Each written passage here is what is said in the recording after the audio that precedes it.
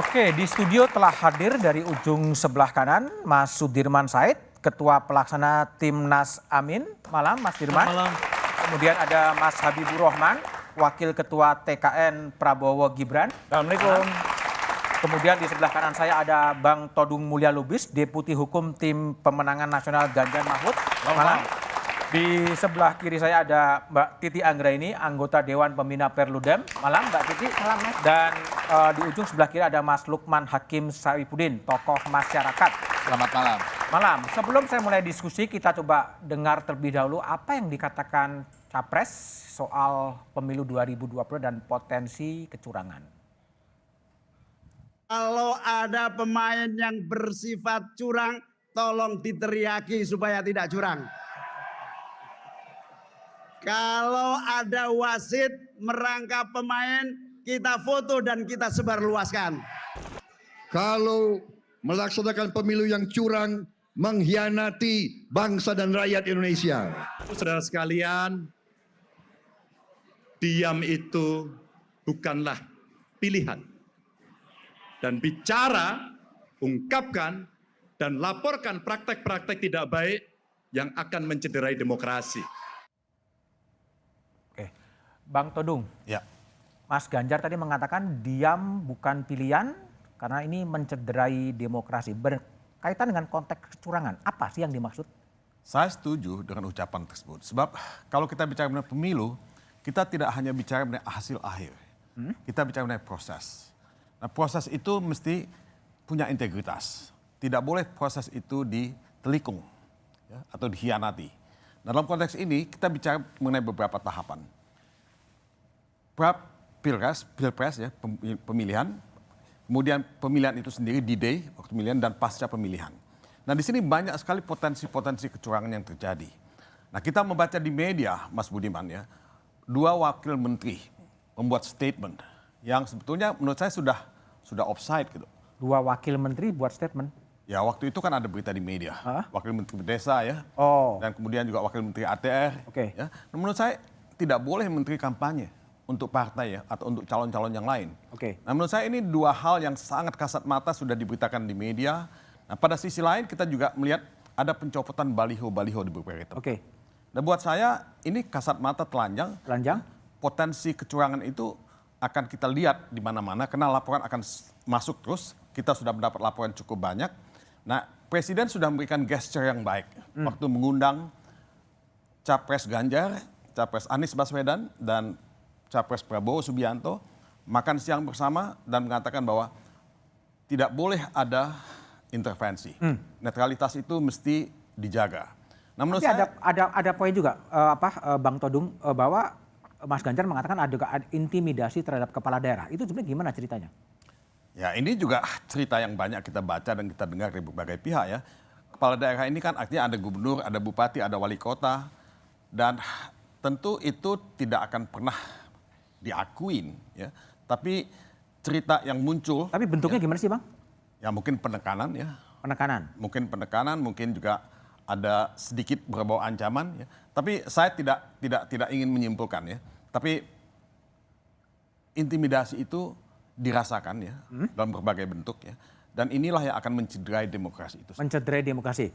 Oke, baik. Bang Habib, ini ada kekhawatiran ASN, TNI, Polri juga akan bekerja all out dan netralitas dari presiden agak susah karena memang Mas Gibran menjadi calon wakil presidennya Prabowo Subianto. Dan orang khawatir, apakah berlebihan kekhawatiran publik itu? Ya, jadi di sisi kami pun menerima pengaduan ya soal indikasi pelanggaran yang merugikan kami. Yang paling banyak sekarang ini yang viral adalah soal fakta integritas.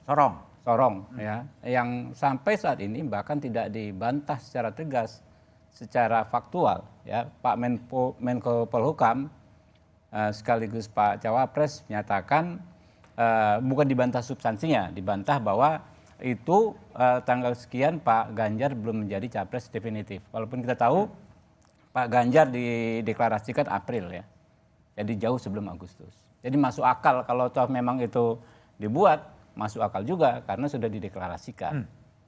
Lalu ada juga pencopotan baliho di dapil saya. Ya, di Bogor. Jakarta Timur. Jakarta Timur. Jakarta Timur. Banyak sekali baliho Pak Prabowo dicopot. Ya. Nah, tapi apakah kita bisa mengeneralisir ya yang berbagai bentuk terjadinya pelanggaran sebagai kecurangan? Kalau kita ngomong pelanggaran, oke, mungkin saja berbeda dari ketentuan peraturan perundang-undangan. Tapi kalau kita bilang kecurangan itu tentu tendensius. Nah, kalau tendensius, kemana tendensius? Karena kekuasaan sekarang ini kan tersebar Di semua ya. partai ya? Ke semua bagian ya. Ya, oke, semuanya ada. Ada kementerian, ada kepala daerah, ada pejabat kepala daerah, ada pers. Pers juga punya kekuasaan kan, dalam konteks substansi ya. Ya. Nah, artinya apa? Banyak fakta-fakta tersebut, bagaimana cara kita menilainya. Ya paling benar adalah dengan cara hukum. Hari ini tadi kami Komisi 3 DPR RI rapat dengan Kapolri diwakili oleh Pak Kabar Harkam sebagai Kepala Satgas Operasi Khusus menangani pemilu, Pak Fadil Imran. Berbagai macam tudingan dan lain sebagainya, ketidaknetralan Polri, tapi tidak ada satupun bukti. Ya kan?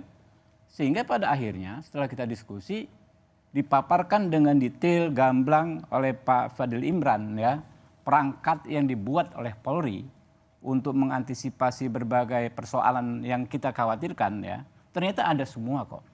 Ya, pada akhirnya kami semua justru mengapresiasi kesiapan Polri ya, dengan perangkatnya tersebut. Jadi intinya apa? Kita kembalikan ke hukum. Kita ada Polri, kita ada Bawaslu, ada DKPP, ada MK, semua perangkatnya ada. Oke, baik. Ya, disitulah kita. Saya ke Bang Todung dulu. Tadi kan disebut oleh Habib soal fakta integritas yang ada di PJ Bupati Sorong ya. Mungkin juga kita lihat ditampilkan seperti apa sih seperti yang terjadi di media sosial dan juga beredar. Ini adalah fakta integritas Bupati Sorong yang kemudian ini dikena OTT oleh KPK. Bang Todung, ini duduk soalnya ini betul atau enggak sih sebetulnya? Ya, saya sih kalau sudah ada fakta integritas seharusnya kan memang tidak boleh ya ada pelanggaran sama sekali, tidak ada boleh ada kecurangan sama sekali ya. Nah, menurut saya sih hal ini masih dalam proses hukum. Oh, biarkan proses hukum saja? Biarkan proses hukum jalan ya, dan menurut saya kita lihat aja hasilnya, dan saya kira sih komitmen untuk tunduk pada fakta integritas itu harus dihormati. Baik, Mas Dirman, kalau lihat tim Amin, banyak orang khawatir soal kecurangan-kecurangan pemilu dan lain sebagainya. Apakah ini kekhawatiran publik ini overthinking gitu, berlebihan atau memang based on pada realitas kenyataan sebetulnya?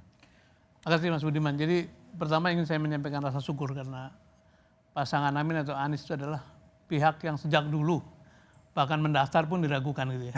Dan alhamdulillah kita mendaftar, partainya cukup, dapat pasangan. Nomor satu lagi ya? Nomor satu lagi, jadi kita bersyukur. Mengenai kecurangan memang di mana-mana ketika kami keliling selalu concern masyarakat adalah bagaimana mengatasi kecurangan. Dan menurut saya itu ibaratnya asap gitu ya.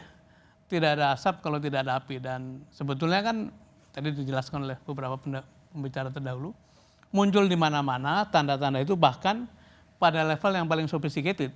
Bagaimana menggunakan hukum sebagai instrumen untuk memulai kecurangan itu sendiri.